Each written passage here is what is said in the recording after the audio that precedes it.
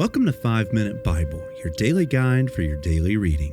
Today's May the 16th, and we'll be looking at Psalm 3 and 4, 12 and 13, and 28 and 25. Now today we step directly into David's anguish during the rebellion of Absalom. These psalms are not detached theological reflections. They're prayers born out of betrayal and fear and exhaustion and grief. The mighty king who once defeated Goliath is now fleeing Jerusalem, weeping as his own son attempts to take the throne. Yet even in the darkness, David continues turning toward God instead of away from him. And in that way, Psalm 3 is explicitly tied to David fleeing from Absalom, surrounded by enemies, and hearing voices declare that God has abandoned him. And David nevertheless confesses that the Lord is his shield, his glory, and his sustainer. Psalm 4 continues this trust, contrasting the restless anxiety of the wicked with the peace that God gives his people. David lies down and sleeps securely, not because of his circumstances, but because the Lord alone makes him dwell in safety. Psalm 12 laments a society filled with deception and flattery and corruption, where truth seemed to disappear from public life. Psalm 13 moves into deeply personal sorrow. David repeatedly asks, "How long, O Lord?" as he wrestles with the feeling of a divine silence and prolonged suffering. And yet, the psalm turns towards trust in God's steadfast love.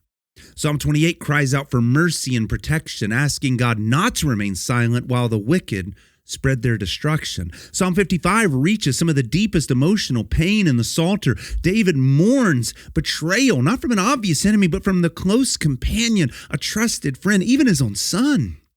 So as you read today, I want you to ask the following question. Where do we turn when we are wounded and betrayed and exhausted and afraid? Because these Psalms show us that faith is not the absence of emotional pain, but it is the refusal to stop bringing that pain before God.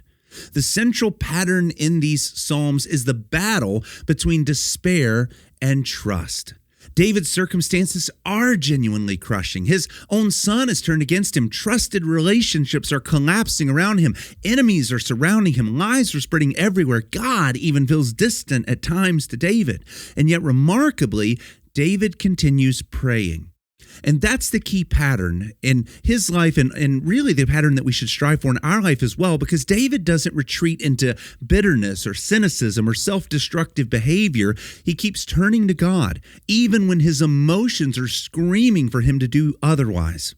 Psalm 3 shows us that fear gives way to confidence. Psalm 4 reveals that peace can be had in the middle of instability. Psalm 12 laments societal corruption. Psalm 13 honestly voices exhaustion and confusion. Psalm 28 cries for protection. And Psalm 55 exposes the agony of being betrayed by someone close to you. And yet all of this presses into our life as well with deep and profound realism. Because the Christian life doesn't bypass grief. It doesn't bypass fear or betrayal or emotional collapse. The Psalms teach us how to suffer faithfully. And they show us that honest lament is not a part of our weakness, but it's covenant faith refusing to let go of God even when things get dark. And in that way, these Psalms point powerfully to Jesus, the true king who is rejected, betrayed, and surrounded by his enemies. David flees Jerusalem, betrayed by his own son and abandoned by many who once follow him. Well, Christ will later walk that same road outside of Jerusalem, rejected by his people and betrayed by one of his closest disciples. Psalm 55 especially anticipates Judas. The pain of betrayal by a close friend finds its fullest expression in Jesus' own suffering.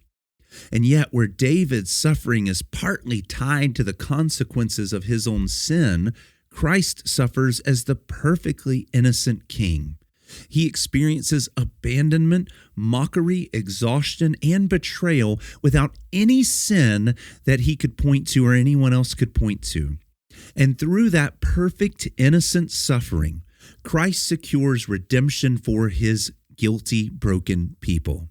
He not only models faithful suffering, he transforms what even suffering is, turning the path of humiliation into the pathway of glory. Because he endured betrayal and sorrow faithfully for us, now his people can bring every fear, wound, and grief before the throne of grace with confidence that Christ will hear us.